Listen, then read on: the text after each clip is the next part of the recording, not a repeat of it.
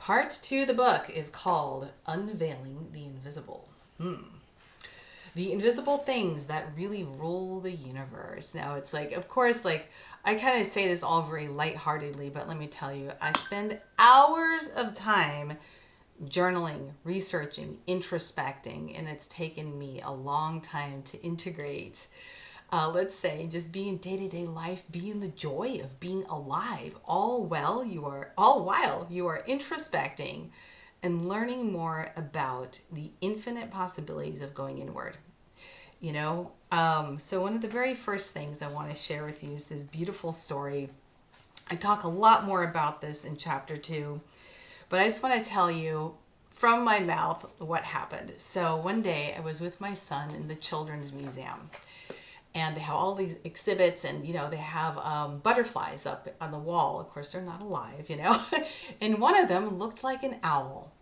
And I thought, wasn't that interesting? This thing, it looks like an owl, but it's a butterfly. But wait a minute, it wasn't just like a moth one day and then decide, oh my God, I better look like my predator or I'm going to get eaten. Somehow, some guiding intelligence actually created a photo finish image of the predator better than most humans can draw on the back of this butterfly.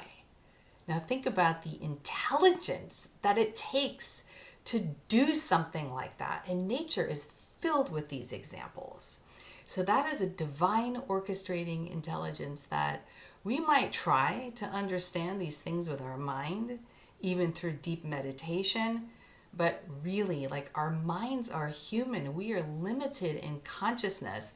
No matter how hard we try, we might get glimpses, but truly, are we going to really understand that infinite organizing force that is truly the divine orchestration of the universe? And if you think about it, you look at everything in nature. Even when I was studying astrophysics, I learned that how the rhythm of the stars unfold. It is so mathematically complex. Can barely even begin to grasp this, but yet there is order. There is order in the universe, and the same order that creates that photo finish image of the owl butterfly, that is the same order that is guiding our souls. Because who are we to say? I mean, this is the thing I always say. Oh, nature's guided, everything, the stars are guided, but our souls aren't guided. Well, of course they are.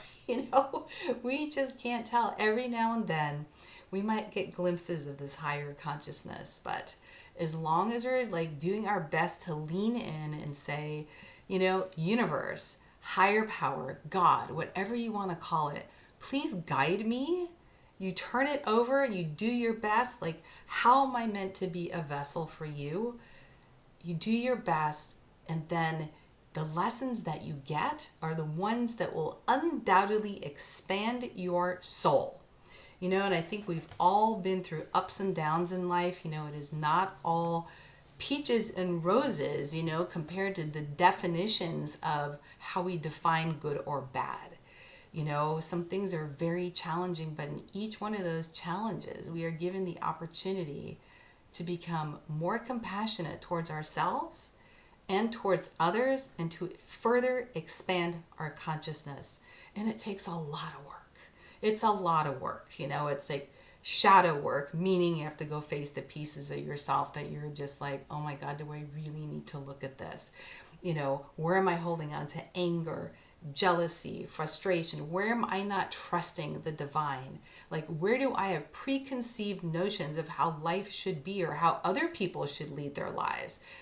All that stuff. I say, the universe, the true love and peace, the true peace and passion that exists beneath everything invites us to really take a look at that all the time. It is never-ending process, because here we are, humans, right? So anyway, I talk a lot about that in it's actually chapter 2, part 2 of the book. And yeah, anyway, I love it. I hope you love it as much as I do, and I'll be continuing to share the videos, and I have put together a online community called the Infinity Within Community, for people who feel called to really dive into that passionate place in your soul that is craving the spiritual connection and know there's something more. What is that? And that really is the peace that you get through meditation and that feeling of passionate connection with the universe through when you are creating the things you love to create. And for every person, that's different, But anyway, I look forward to seeing you all. The information's in the link, and please reach out if you have any questions at all.